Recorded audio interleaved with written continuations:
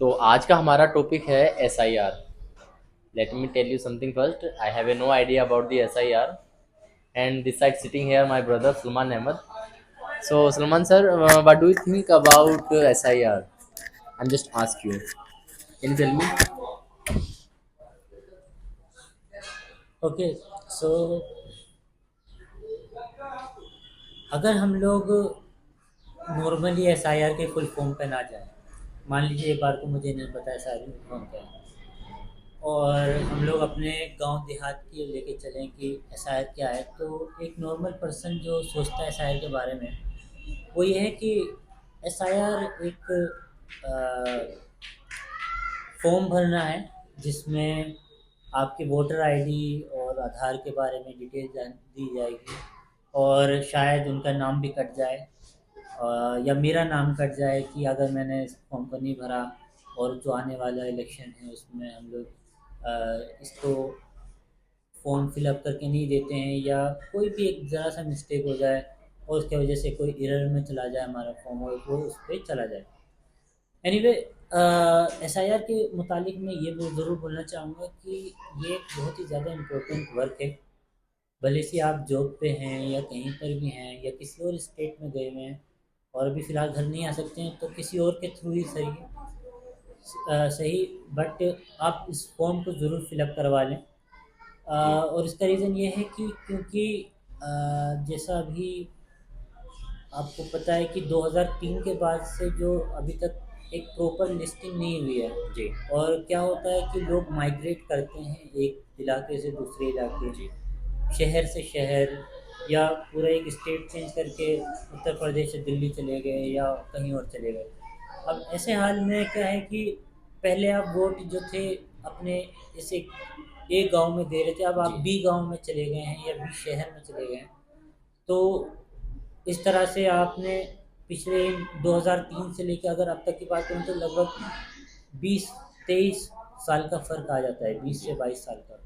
अब इस 20 से 22 साल के फ़र्क में आपने देखेंगे कि हर कोई परमानेंटली अपने एड्रेस पे तो रहते नहीं सही है। बात है। लोग अपनी जगह भी चेंज करते रहते हैं, कहीं पे जाके अपनी नई ज़मीन खरीदी, वहाँ पे घर जी बनाया, बच्चों के साथ रहने लगे।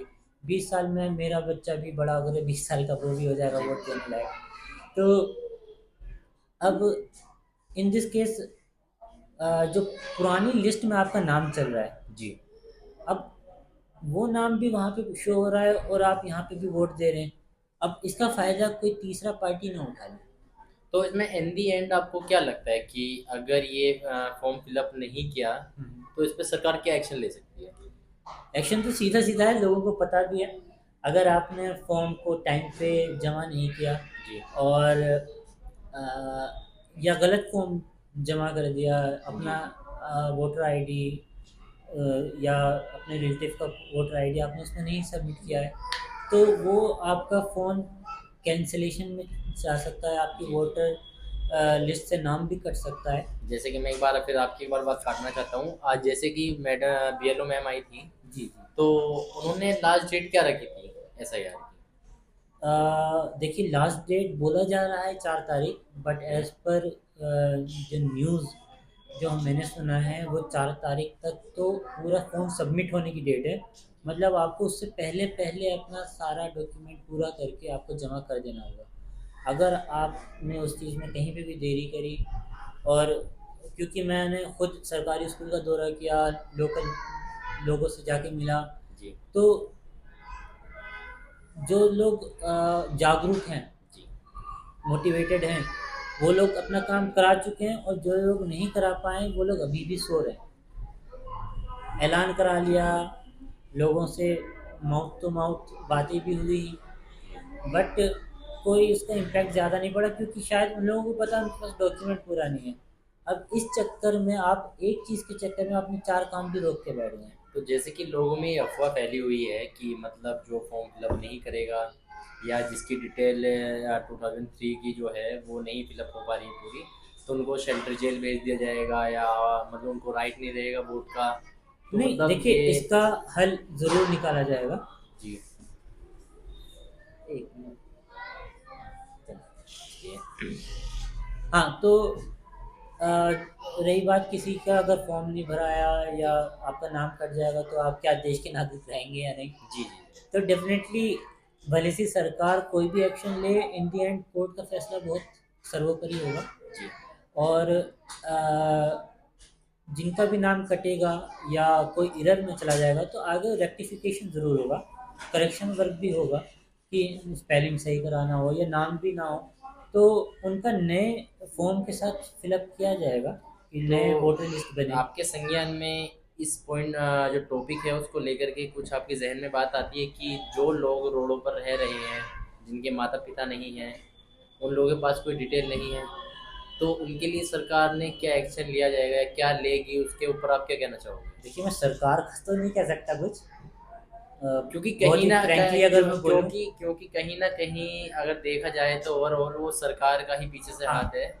बट मैं अगर सच बोलूँ ना तो जो लोग रोड पर रह रहे हैं ना उन्होंने पहले कभी वोट दिया और शायद ना कभी दें। जब तक आप जाकर के उन्हें एक प्रॉपर, पहली चीज़ तो आप उनके पास एड्रेस प्रूफ ही नहीं है, वो कहाँ से जाएंगे। या तो उनको एक एड्रेस एड्रेस देने के लिए आप उनको पहले घर मकान दीजिए, रहने की आइडेंटिफिकेशन जगह होना दीजिए। चाहिए, सही बात तो है। उसके बाद की जाए कि उनका पहचान पत्र है, ये आधार कार्ड है, फ़ोन नंबर है या नहीं। तो उन चीज़ों पे आने चाहिए हमें वैसे। बट सरकार और गवर्नमेंट का एज पर पोल ये बोला जाता है कि भाई उनके भी वोटर आईडी बन रहे हैं, वो भी काम चल रहा है। तो वो साइमल्टेनियसली काम चल रहा है, उस पर काम हो भी रहा है। अब मुझे नहीं पता वो लोग को पता भी है कि उनके ऊपर काम चल रहा है या नहीं, इस चीज़ की गारंटी कोई नहीं है। अच्छा, मैं एक टॉपिक जो हम मेरे जहन में काफ़ी टाइम से चल रहा है, वो इस टॉपिक को अलग, एसआईआर को अलग हटा करके बात की जाए तो ये जो आजकल मुद्दा उठ रहा है वोट चोरी का, हम्म, और बाकी कुछ हैं जो ओपोजिशन ने एलिगेशन लगाए हैं गवर्नमेंट पे और इलेक्शन कमीशन पे, तो तुम इस पे क्या सोचते हो? What do you think about that? No comments. चलिए जो ये टॉपिक है इसको कट करते हैं, चलिए आगे नहीं बढ़ते देखिए, हैं। वोट चोरी की बात है अगर तो देखिए, वोट चोरी कोई ऑर्गेनाइज्ड वे में नहीं कर पाता है। लोकल पॉइंट पे होते हैं, ठीक है। इस चीज़ को रोकने के लिए पूरी कोशिश की जा रही है, सीसीटीवी सर्वेलेंस किया जाता है। और वहाँ पे पुलिस अधिकारी, नोडल ऑफिसर, प्रिवेंटिव ऑफिसर सब होते हैं अवेलेबल। पर कुछ केसेस में होता है कि लोग चोरी चुपके से घुस गए, करने लगे, तो उस पर भी ये मान के चलिए 99% तक रोक लग दी गई है। बट ये है कि कहीं ना कहीं पे लोग कोई ना कोई रास्ता, गलत तरीका दे करके करने लग जाते हैं। तो अब उसके चक्कर में पूरे एक सिस्टम को बदनाम करना सही नहीं है। बट एनीवे हाँ, अगर ये फुल्ली एक बैक सपोर्ट के साथ काम हो रहा है तो वहाँ पे तो सोचने वाली बात डेमोक्रेसी है। को मतलब कहीं ना कहीं खतरा है। हाँ, क्योंकि आप ही खुद जाके वोट दें और वो वोट किसी और के जाने लगे तो ये एक टेंशन वाली बात है। क्योंकि जो इंडियन नागरिक है उसके पास एक ही पावर है, वो वोट का है। वोट का है, यदि वो भी हमसे छीन लिया जाएगा तो कुछ नहीं हो सकता। कोई क्या वैल्यू बचेगी? आपकी वैल्यू तो वैसे भी नहीं है। और वोट देने का भी अगर आपको पूरा पूरे तौर पर अधिकार या आपका वोट ही किसी और के पास जी जाने जी। लगे तो इसीलिए फर्जी वोट को ख़त्म करने के लिए भी एसआईआर आया है।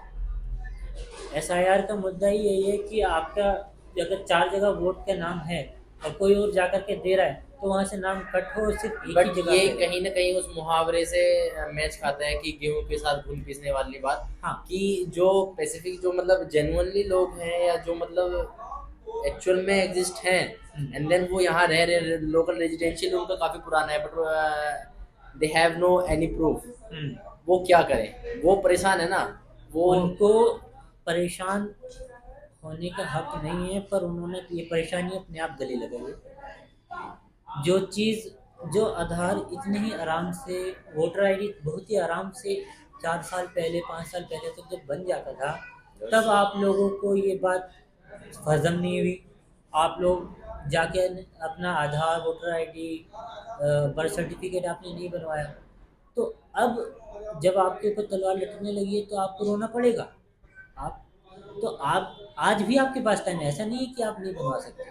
आप जाइए, प्रॉपर तरीका पता करिए ऑफिसर से बात करिए कि जो सिलेक्टिव ऑफिसर हैं, जहाँ पे जाके आपको पता चल सकता है, उनसे जाइए मिलिए। एक बार में नहीं तो 4 बार में जाइए, तो आपका काम हो जाएगा डेफिनेटली। तो ये SIR जो है, इसमें किसी एक स्पेसिफिक रिलीजन को लेकर के टारगेट किया जा रहा है, ये सभी के लिए था? देखिए, आपने ये बात बोली थी कि गेहूँ के साथ घुन पिसता है, भले से ही क्या मंशा है पीछे या नहीं है, पर एसआईआर देखिए, एसआईआर को उस चीज़ से रिलेट मत करिए। एसआईआर ज़रूरी था और है भी, क्योंकि इससे जो फर्जी वोटिंग है वो सब पूरी तरीके से रोका जा सकेगा। बिल्कुल हमें सही। पर्टिकुलर वोट काउंट भी पता चलेगा। कोई एक्स्ट्रा बंदा उसके बाद वोट देने के लिए भी अंदर नहीं जा पाएगा। हाँ, वोट कट जाएगी तो उसके लिए आपको अपना वोट दोबारा बनवाना पड़ेगा, उसके लिए अप्लाई करिए, फॉर्म भरिए, उसके बाद आपका नाम आ ही जाएगा ऑन स्पॉट। तो हाँ, उसमें 1 साल का 2 साल का फ़र्क लगेगा। अब उसमें भी तो हर साल भी तो वोटिंग तो नहीं होती है, 5 साल में 1 बार होगा।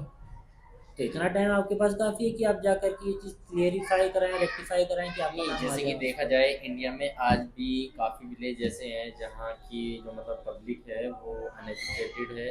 हुँ, हुँ। ठीक है, तो जैसे कि गवर्नमेंट ने रिक्वायरमेंट की थी 11-12 डॉक्यूमेंट की, बट उनके पास वो भी नहीं है। वो भी नहीं है।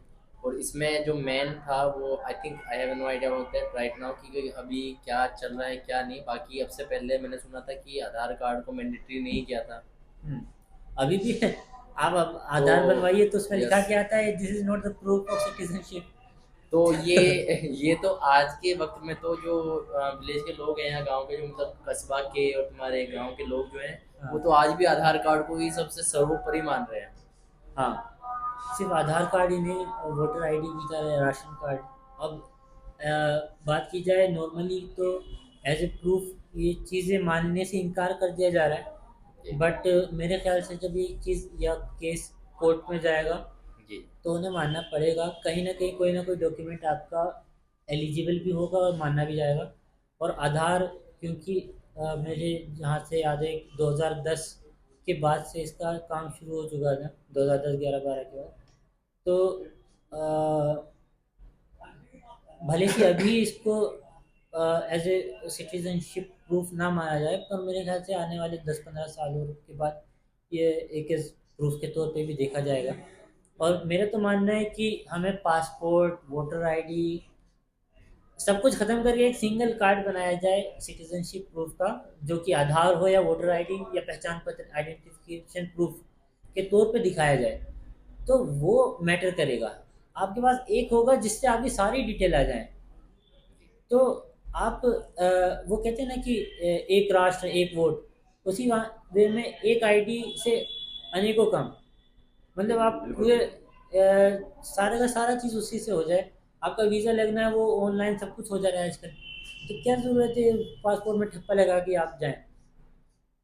तो अब इस पे काम ऑलरेडी हो रहा है और ई वीज़ा भी बनते हैं कंट्रीज़ में जाने के लिए। तो इंडिया में भी आने में टाइम नहीं लगेगा और कोई ना कोई सोचेगा ज़रूर इस बात में। आज हमने बात छेड़ी है, कोई ना कोई इस पे काम करना भी शुरू कर देगा, तो क्या चलिए, इजी हो जाएगा आगे जाके। इसको फिट करते हैं यहाँ पर, ठीक है। ओके, तो हम लोग यहाँ पे आज रैपअप करते हैं। ये हमारा फर्स्ट वीडियो है और हम्म, मेरे साथ एडवोकेट आदिल साहब हैं, और आज मेरा इंटरव्यू हो गया है, तो कल आज इंशाल्लाह आदिल भाई का भी इंटरव्यू होगा। ठीक है। शुक्रिया।